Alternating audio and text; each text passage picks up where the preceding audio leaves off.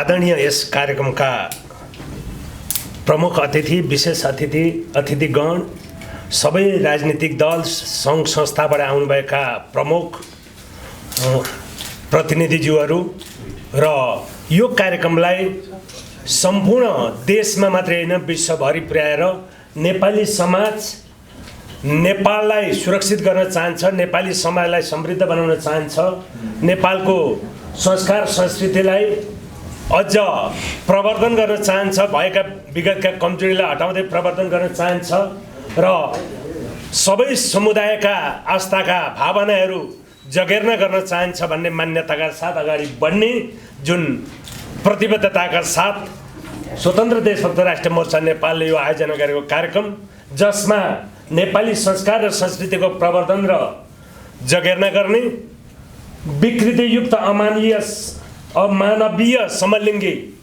विवाहमा हामीले कोड राखेर खोजेको थियौँ, त्यो कोड हटेछ। विवाह राज्यले त दर्ता गराउन लगायो, कानुन विपरीत गरायो, त्यो विवाहको जुन मान्यता दिएको छ त्यो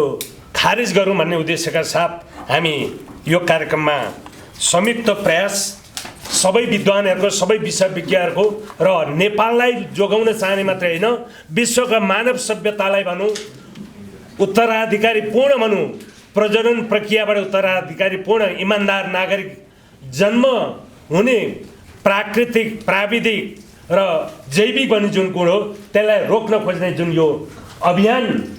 चलाएका छन् साम्राज्यवादी तागतका साथ आफूलाई विश्वको एक नम्बर शक्तिमा उभ्याएको बेला र त्यसको प्रमुख पात्र भएको बेला,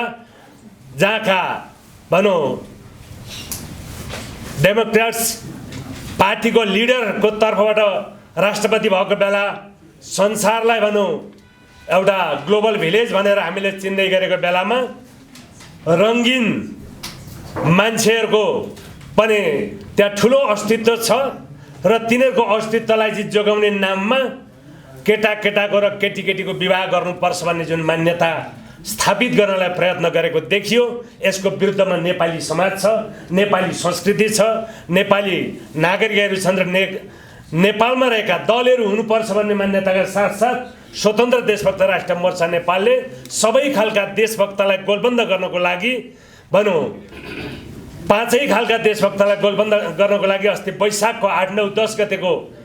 अभियन्ताहरूको भेलाले यो संस्था गठन गरेको, यो पार्टीभन्दा माथि उठेर, सबै खालका पार्टीहरूभन्दा माथि उठेर सबै खालका देशभक्त, सबै खालका पार्टीमा रहेका मान्छेहरू जो देशप्रति समर्पित रहेका मान्छेहरूलाई गोलबन्द गर्ने उद्देश्यका साथ यो देशभक्त स्वतन्त्र देशभक्त राष्ट्रिय मोर्चा नेपाल गठन गरिएको हो र त्यसले मैले धेरै समय नलिई भनौँ त्यसले 20वटा महत्त्वपूर्ण कामहरू गर्नुपर्छ भन्ने सन्दर्भमा आफ्नो अभियान अगाडि बढाएको थियो। डाक्टर रोका सहित हामी बसेर छलफल गऱ्यौँ, सबै राजनीतिक दलका साथीहरूसँग बसेर छलफल गऱ्यौँ। छलफल गरेपछि त्यत्तिकै महत्त्वको विषय हो, अझ उत्तराधिकारी नपाउने गरीको स्थिति जुन सिर्जना गर्न खोजिएको छ, समलिङ्गी विवाह, तेस्रो लिङ्गीलाई सम्मान गर्ने, किनभने त्यो प्राकृतिक गुण हो, मकैभित्र बनेको काली पोके जस्तै हो, काली पोकेको पनि औषधीय गुण छ। हात चट्ट काट्या बेला हामीले त्यो काली पोकेको ढुटो हातमा चट्ट लगाइदिने रगत पनि थाम्थ्यो, ठिक पनि हुन्थ्यो। त्यस्तै तेस्रो लिङ्गी भनेको प्राकृतिक भनौँ एउटा गुणको रूपमै देखिएको भनौँ स्थिति हो, त्यो विकृति होइन, प्राकृतिक रूपमै जन्मिँदै देखिएको विकार हो त्यो। तर यो समलिङ्गी भनेर जुन अहिले खडा भएका छन्, अघि नेकपा मालेका स्थायी कमिटी सदस्य बागमतीका इन्चार्ज कृष्ण राणा कमरेडले भन्नुभयो कि 36 वर्ष अगाडिको घटना, 32-36 वर्ष अगाडिको घटना, केटो र केटीको विवाह गर्ने प्रचलनको विकृति नेपालमा भित्र्याउने, भित्र आएर केटी भएर विवाहिता हुँ भनेर बसे, जिल्लाका प्रशासनिक अड्डाको छेउमा बसेर पछि एउटीले पनि अर्कीले पनि अर्कै केटासँग विवाह गरेर भनौँ उनीहरू गए भनेर जुन भन्नुभयो, त्यस्तो विकृति भित्र्याउने गरेको स्थिति त्यति बेला थियो भने अहिले नेपालको अर्थतन्त्र, सामाजिक संस्कार, संस्कृति सबैलाई विनाश गर्नको लागि मात्रै होइन, संसारका मान्छेलाई मानवीय भनौँ जीवन उत्पादन गर्ने नदिने गरेको जुन चेष्टा आएको छ, त्यसको लागि हामीले अन्त्य गर्नुपर्छ भनेर यो 20वटा मागको साथसाथै यसलाई यो 21औं माघकै रूपमा हामीले यसलाई अगाडि सार्ने गरीको हाम्रो मोर्चाले मनन गरेको छ। मैले लामो समय नलिने गरी यहाँ प्रस्तुत गरेँ। एकमा सबै देशभक्तहरूसँग सहकार्य गरौँ, एकताबद्ध गरौँ सबै खालका देशभक्तहरूसँग। 63 साल वैशाख 11 गते सम्पन्न त्रिपक्षीय सहमतिको आधारमा उन्नत समावेशी लोकतन्त्रलाई अघि बढाउँ, विदेशी हस्तक्षेपलाई अस्वीकार गरौँ, प्रतिवाद गरौँ, निषेधको राजनीतिलाई अन्त्य गरौँ, तथाकथित धर्मनिरपेक्षलाई खारेज गरौँ, धर्म मैत्री राज्य कायम गरौँ, पूर्वीय सभ्यता र सनातनी संस्कृतिको जगेर्ना गरौँ, भ्रम भय र प्रलोभनको भरमा गरिने धर्मान्तरणलाई निरुत्साहित गरौँ, वर्तमान प्रदेश संरचनालाई खारेज गरौँ, सङ्घ जिल्ला र पालिका तह रहने आधारभूत संघीयता कायम गरौँ, राष्ट्रिय पुँजी तथा साना पुँजी मिलाएर सामाजिक न्याय तथा राष्ट्रिय आत्मनिर्भरताको आधारमा सामाजिक पुँजीको निर्माण गरौँ, सार्वजनिक सहकारी र व्यक्तिगत क्षेत्र सम्मिलित मिश्रित अर्थतन्त्र कायम गरौँ, प्रत्यक्ष निर्वाचित प्रधानमन्त्री कार्यकारी प्रमुख हुने शासन व्यवस्था अपनाऊ, राष्ट्रिय एकताको प्रतीक संविधानको परिपालक र राष्ट्रियताको संरक्षक हुने संवैधानिक राष्ट्र प्रमुख कायम गरौँ, सानो संसद र सानो सरकार बनाऊ, विधायकहरूलाई मन्त्रीमण्डलको सदस्य नबनाऊ, सङ्घीय तहको निर्वाचन पूर्ण समानुपातिक प्रणाली मार्फत गरौँ, समानुपातिक उम्मेदवारहरूको छनौट पार्टीगत प्राथमिकता अथवा मोर्चागत प्राथमिकताको आधारमा निर्वाचन गरेर गरौँ, पञ्चशीलका सिद्धान्त, सक्रिय असंलग्नता, संयुक्त राष्ट्र सङ्घको बडापत्र तथा एक चीन सिद्धान्तको र नयाँ विश्व व्यवस्था अनुकूल हुने आधारमा परराष्ट्र नीति सञ्चालन गरौँ, नेपाललाई शान्ति क्षेत्र घोषणा गरौँ, अन्तर्राष्ट्रिय सिमाना छाडा होइन नियमबद्ध बनाऊ, खुकुलो होइन कसिलो नागरिकता नीति अपनाऊ, जातीय पहिचान संविधानद्वारा र समावेशीकरणलाई आर्थिक सामाजिक सशक्तिकरणद्वारा सुनिश्चित गरौँ, विदेशीका कार्य सक्षम नेपालीहरूलाई व्यवसाय रोजगारी र सुशासनद्वारा नेपाल फर्किन आकर्षित गरौँ, गरिबी, महँगी, व्यथिति, बेरोजगारी, भ्रष्टाचार, कुशासन आदि ज्वलन्त विषय विरुद्ध जनसङ्घर्ष अथवा जन आन्दोलनको विकास गरौँ र यो 20वटा नारा यहाँ मैले भने 21मा हामीले यो स्थापित गरेर अगाडि बढ्ने सोच विकास गरिसकेका छौँ। नेपाली संस्कार र संस्कृतिको प्रवर्धन र जगेर्ना गरौँ, विकृतियुक्त अमानवीय समलिङ्गी विवाह खारेज गरौँ। यसरी हामीले अघि प्रश्न उठाउनु भएको छ हाम्रो पत्रकार साथीले कि किराँतीजीले यो कानुन विपरीत मल्लजी र किराँतीजीले उठाउनु भएको छ, कानुन विपरीत कुरालाई कसरी रोक्ने भन्ने खालको कुरा उठाउनु भएको छ। म विनम्रता साथ अनुरोध गर्छु, तपाईँहरूले आफ्नो ठाउँबाट जुन आवाज बुलन्द गर्दै हुनुहुन्छ,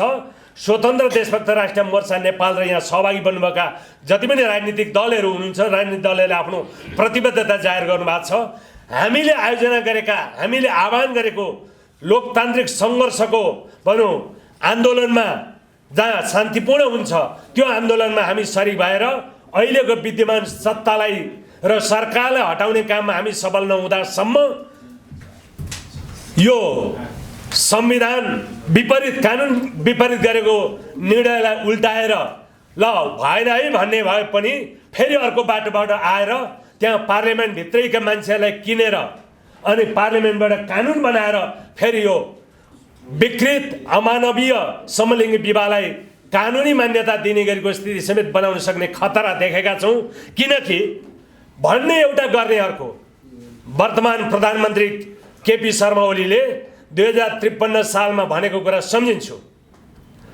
1 खरब 20 अरब आम्दानी हुन्छ महाकाली सन्धि गरियो भने। त्यही पार्टीका महासचिव कामरेड मदन भण्डारी हुनुहुन्थ्यो। 48 देखि 48, 49, 50सम्मै भनौँ टनकपुर ब्यारेजको विरुद्धमा आवाज बुलन्द गर्दाखेरि उहाँले जसले इसारा गरेको थियो त्यो इसारामा त्यहाँ नउभिदिएकाले जीवन धान्न सक्ने वातावरण नबनाएर उहाँको हत्या गरिएको परिस्थिति हामीले बिर्सिनु हुँदैन। तर त्यो टनकपुरलाई समेत एकीकृत बनाएर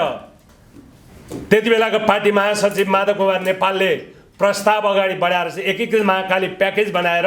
शिर पनि टुङ्गो नगरी तीर पनि टुङ्गो नगरिकन अधिकांश सीमा नदी महाकालीन के अरे अधिकांश नदीहरू सीमा नदीहरू चाहिँ साझा हुन् भन्ने काम गरे। त्यसलाई भित्र हुल्नको लागि सन्त नेता तत्कालीन प्रधानमन्त्री कृष्णप्रसाद भट्टराईज्यूको मुखबाट निकाल्ने काम गरौँ छिमेकीले। उहाँले सीमा नदी साझा नदी हुन् भन्ने कुरा उहाँका मुखबाट 47 सालको सरकारमा भएकै बेला उठाउने के अरे उहाँले भनिदिनु भयो। त्यो प्रेसर त्यहाँबाट निर्माण भयो र त्यसको विरुद्धमा आवाज हुँदाखेरि मदन आश्रितको हत्या भएको स्थिति, त्यो जसले डिक्टेट गर्छ त्यसलाई नमान्दाखेरि दरबार हत्या भएको स्थिति, यी सबै छन्। र हामीले अस्ति छलफल गर्दाखेरि डाक्टर रोकाले भन्नुहुन्थ्यो यो त्यत्तिकै चोटिलो र पेचिलो विषय हो, यो समलिङ्गी विवाहको विरुद्धमा आवाज बुलन्द गर्ने, हामीमाथि प्रहार आउन सक्छ, त्यो प्रहारलाई पनि धान्न सक्ने गरीको शक्ति चाहिएको छ भनेर उहाँ हामी संवाद गर्दा भनेपछि हामीले उपलब्ध रहेका साथीहरू जो यहाँ विभिन्न राजनीतिक दलमा नेतृत्व गरेर आउनु भएको छ, उहाँहरू नेकपा मालेको भनौँ कार्यवाहक महासचिव पूर्व मन्त्री सहित जो साथीहरू आएर यहाँ प्रस्तुत हुनुभयो, जो साथीहरूलाई हामीले प्रस्तुत गराउन सकेनौँ, यहाँ भनौँ नेपालका लागि नेपाल अभियानका साथीहरू आउनुभयो, अरू साथीहरू आउनु भएको छ, यहाँ बोल्ने उहाँहरूलाई समय दिन सकिएन। हामीले ढिलोबाट सुरु गऱ्यौँ, अलिकति आधा 20 मिनट जति ढिलोबाट सुरु गऱ्यौँ, त्यही समयले हामीले म्यानेज गरेको समय मिलाउन सकेनौँ र उहाँहरूलाई बोल्न दिने भनौँ डाक्टर साहबलाई समेत भनौँ बोल्न दिने स्थितिमा एकजना बोल्यो ल भन्ने खालको अन्डरस्ट्यान्डिङ विकास गर्यो जबकि बोल्ने वातावरण बनाइएको थियो। यो काम गर्नलाई हामीले विलम्बबाट सुरु गऱ्यौँ, थोरै समय विलम्ब थियो, 20 मिनट मात्रै विलम्ब थियो छन त, तर त्यो 20 मिनटले हामीले 4-5जना वक्तालाई समय दिन सकेनौँ। यो हाम्रो कमजोरी हो, आयोजकको कमजोरी हो, ढङ्ग नपुर्याएको मेरो कमजोरी हो, किनभने चियर गरेको हुनाले मेरो कमजोरी हो। यो फिलिङ गर्ने यता मञ्च दीर्घमा बस्नुहुने डाक्टर साहबहरू, पार्टीका कार्यवाहक महासचिव पूर्व मन्त्रीज्यूदेखि लिएर पार्टीका सभापतिज्यूहरू र अघिल्लो रोमा रहनुहुने पत्रकार साथीहरू, हामी सबैले जसरी आफ्नो कमीलाई फिलिङ गरेर मनन गर्न हामी तत्पर छौँ, त्यसै गरी देशका राजनीतिक दलहरूले पनि, राजनीतिक दल र सरकारमा बस्ने, सत्तामा बस्ने, न्यायमूर्तिको रूपमा रहने न्यायालयमा बस्ने, प्रशासनिक जङ्गी क्षेत्रमा रहने सबैले आफ्ना कमीलाई सच्याउनको लागि तत्पर हुने हो भने त्यो हामीले चाहेको कुरा, कानुन विपरीत गरेको कुरा तुरुन्तै उनीहरूलाई कारबाही गरेर बाहिर निकाल्न सक्ने गरीको आधार हुन्थ्यो। तर त्यो काम हुन नसक्ने गरीको परिस्थिति चाहिँ केले गरिदियो भने हामीले सुनिसक्यौँ। संयुक्त राष्ट्र सङ्घको हेड पनि,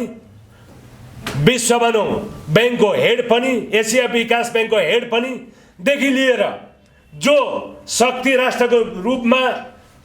1 नम्बर शक्ति राष्ट्रको रूपमा रहेर भनौँ डिप स्टेट हाम्रो देशमा सूर्यबहादुर थापा आफै कहीँबाट परिचालित भएको पात्र भनिनुहुन्थ्यो, उहाँले भूमिगत गिरह भन्नुहुन्थ्यो। पछि गिरिजाप्रसाद कोइरालाले अब ककसको कुरा सुन्नुभयो, त्यो हामीले बुझ्ने कुरा बुझेकै छौँ, उहाँले भनौँ ग्रान्ड डिजाइन भन्नुहुन्थ्यो। त्यस्तै आफैले गरेको कुरा यसबाट 1 खरब 20 अरब आम्दानी हुन्छ भने केपी शर्मा ओलीले भन्नुभएको, अब त्यो 1 खरब 20 अरब त कसैको व्यक्तिगत खातामा भयो होला। अब राज्यले जो चर्चा गर्दैछ छानबिन गर्दा ककसको खातामा छ त्यो आउला, तर नेपाली जनताले त 26 वर्ष भयो त्यहाँबाट भनौँ त्यो प्रोजेक्ट सञ्चालन गरेर अगाडि आउन सकेका छैन। बरु पञ्चेश्वर परियोजना सञ्चालन भयो भने भारतीय नागरिकलाई, त्यसमा नि दिल्लीमा बसेका मान्छेलाई पानी खानको लागि त्यहाँको त्यो स्रोत थापेर लान सक्ने खतरा चाहिँ बढेको छ। यसैले यी हामीले पत्यार्न लागे, खुट्टी हेर्दै पत्याइयो भनेर नेपाली उखान जुन छ नि, अहिले सम्पूर्ण शक्तिहरू एकजुट, सबै खालका देशभक्तहरू ती दलहरूमा रहेका पनि, एमालेमा, माओवादीमा, काङ्ग्रेसमा र जति पनि नयाँ भनौँ बनेका सरकारमा सहभागी बनेर बाहिर रहेका दलहरू छन्, ती दलभित्र रहेका पनि देशभक्तलाई गोलबन्द गर्न सक्यौँ भने अहिले पत्रकार बन्धुहरू, अहिले हामीले थालेको आवाजमा एउटा बुलन्द आवाज निर्माण हुन सक्छ र त्यसले लोकतान्त्रिक ढङ्गबाटै हामीले प्रत्यक्ष निर्वाचित कार्यकारी प्रधानमन्त्री र संवैधानिक राष्ट्र प्रमुख बनाएर अनि गलत काम गरेर दण्ड र इमानदार साथ देशको हितमा, समाजको हितमा, पत्रकारिता क्षेत्रबाट, बौद्धिक क्षेत्रबाट, सङ्घ संस्थाको क्षेत्रबाट, नागरिक समाजको क्षेत्रबाट राम्रो काम गर्नेलाई पुरस्कृत गर्ने परिपाटीको निर्माण गर्न तपाईँ हाम्रो हातमा अधिकार छ। त्यो अधिकार सुनिश्चित गर्नको लागि चाहिँ हामी स्वतन्त्र देशभक्त राष्ट्रिय मोर्चा नेपालद्वारा आह्वान गर्न चाहन्छौँ। अघि प्रस्तुत गरिएका 20वटा प्लस 21वटा नाराहरू हाम्रो नाराको लागि मात्र निर्माण होइन, ती माग हुन्। राज्यले त्यो पुरा गर्दैन। हामीले आमूल परिवर्तन भनेको सरकार परिवर्तन र सत्ता परिवर्तन गर्ने गरेको परिस्थिति जो लोकतान्त्रिक ढङ्गबाट गरेर परिवर्तन भइसकेपछि पनि पुँजीवादी अर्थतन्त्रको एउटा रूपरेखा भनौँ, त्यसमा हामीले चाहेको देश निर्माण गर्न सक्ने गरीको आधार निर्माण गरेर आत्मनिर्भर अर्थतन्त्र भनौँ, जो राष्ट्रले आफूलाई धान्न सक्ने गरीको अर्थतन्त्र निर्माण गरियो भने तपाईँ हामी साँच्चै नै मनन योग्य काम गर्न सक्छौँ। म एउटा श्लोक भनौँ लाइनलाई भन्छु, जल जमिन जङ्गल खानी जडीबुटी जनबल शिक्षा सिप कृषि उद्योग प्यारो नेपाल झलमल। यो 2031 सालतिर मेरो बाल्य किशोर अवस्थाको अथवा युवा अवस्थाको भनौँ कन्सेप्ट हो। त्यसलाई अलिकति म्याच्योर रूपमा हेऱ्यो भने त्यति बेला पनि विद्वानहरूले धेरै विद्वानहरूको भनौँ अध्ययनलाई हेर्दाखेरि त्यो थियो। अहिले म्याच्योर रूपबाट हेऱ्यो भने हामीसँग रहेको निर्भर हुने गरेको राष्ट्रिय अर्थतन्त्र निर्माण गर्न सक्ने गरेको आधार त त्यहाँ रहेछ। जल जमिन जङ्गल खानी जडीबुटी अनि दक्ष होस् या अदक्ष नेपाली युवाहरू 65% भनौँ रहेको नेपाली युवा शक्तिहरू जो 16-35 वर्षभित्रको युवा शक्ति भनिएको छ, ती युवा शक्तिलाई देशभित्रै सञ्चालन गर्न सक्ने र कृषिमा आधारित रहेको उद्योग र जल उत्पादनलाई व्यवस्थित गर्यो भने झलमल्ल देश बनाउन सकिन्छ भन्ने जुन कन्सर्न हो, त्यो कन्सर्न अहिले पनि जिउँदो जाग्दो भनौँ युवाहरूको लागि त्यत्तिकै भरपुर बलियो छ। अत हामीले समग्र देशलाई व्यवस्थित गर्नु छ, म्यानेज गर्नु छ। त्यसो गर्नको लागि हामीसँग आएका यी नाराहरू हामीले भनौँ अगाडि सारेका भनौँ संस्कार संस्कृति र मानवीय जैविक भनौँ विशिष्टतालाई भनौँ निषेध गर्ने खालको जुन विकृतियुक्त अमानवीय समलिङ्गी विवाहलाई खारेज गरेर जाने वातावरण हामी बनाऊँ। यसो भन्दै म एकचोटि प्रमुख अतिथिज्यू लगायत सम्पूर्ण अतिथि दीर्घामा रहनुभएको विद्वान मित्रहरू, राजनीतिक दलका नेतागणहरू र सहभागी दीर्घामा रहनुभएका सम्पूर्ण राजनीतिक दल, नागरिक समाज र पत्रकारिता जगतमा रहनुभएको पत्रकार बन्धुहरूलाई यो आजको कार्यक्रमको तर्फबाट स्वतन्त्र देशभक्त राष्ट्रिय मोर्चा नेपालको तर्फबाट हार्दिक सम्मान र धन्यवाद ज्ञापन गर्न चाहन्छु। हामी सबैले भनौँ नेपाली संस्कार र संस्कृतिको प्रवर्धन र जगेर्ना गरौँ, विकृतियुक्त अमानवीय समलिङ्गी विवाहलाई खारेज गरौँ भनेर संसारभरिका यसका पक्षमा उभिएका शक्तिहरूलाई परास्त गर्नको लागि शङ्ख घोष गरौँ। यसो भन्दै फेरि एकचोटि सम्पूर्ण महानुभावहरूलाई हार्दिक सम्मानसहित पत्रकार बन्धुहरूलाई हार्दिक धन्यवादसहित प्रस्तुतिलाई विराम दिँदै यो कार्यक्रम पनि यहीँ सम्पन्न भएको जानकारी गराउन चाहन्छु, घोषणा गर्न चाहन्छु। हार्दिक धन्यवाद, नमस्कार।